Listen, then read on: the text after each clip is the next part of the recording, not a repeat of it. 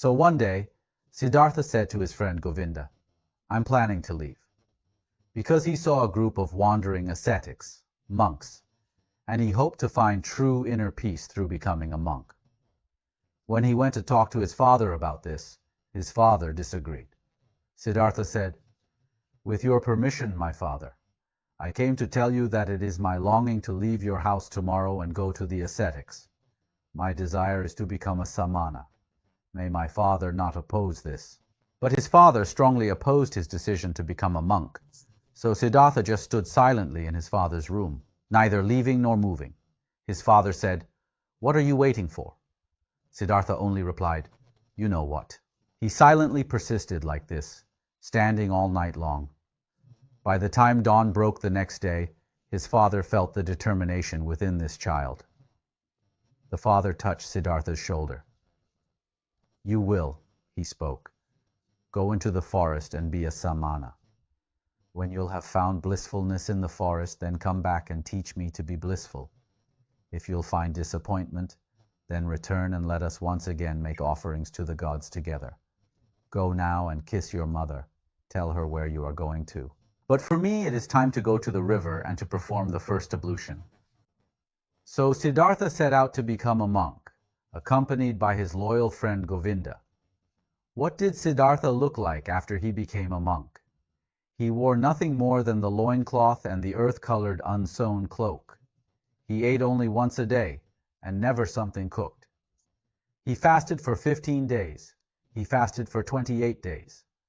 The flesh waned from his thighs and cheeks. Feverish dreams flickered from his enlarged eyes. Long nails grew slowly on his parched fingers, and a dry, shaggy beard grew on his chin. His glance turned to ice when he encountered women. His mouth twitched with contempt when he walked through a city of nicely dressed people. A goal stood before Siddhartha, a single goal, to become empty, empty of thirst, empty of wishing, empty of dreams, empty of joy and sorrow.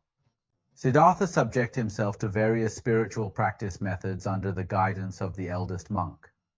Instructed by the oldest of the samanas, Siddhartha practiced self-denial, practiced meditation, according to a new samana rules.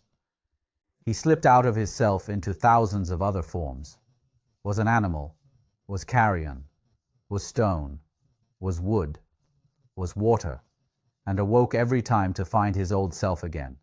Sun shone or moon, was his self again, turned round in the cycle, felt thirst, overcame the thirst, felt new thirst. Practice was quite difficult and indeed painstaking. One day, Siddhartha told Govinda that he intended to leave the ranks of the monks because he felt that these practices did not bring him inner peace. And Siddhartha said quietly, as if he was talking to himself, "What is meditation? What is leaving one's body? What is fasting? What is holding one's breath? It is fleeing from the self. It is a short escape of the agony of being a self. It is a short numbing of the senses against the pain and the pointlessness of life.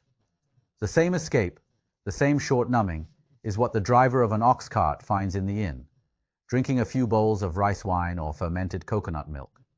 Then he won't feel his self anymore. Then he won't feel the pains of life anymore." He found that these spiritual practices of the monks could not help him find true inner peace, to realize the realm of emptiness. So he said, "Soon, Govinda, your friend will leave the path of the samanas. He has walked along your side for so long. I'm suffering of thirst, O Govinda, and on this long path of a samana, my thirst has remained as strong as ever. I always thirsted for knowledge. I have always been full of questions.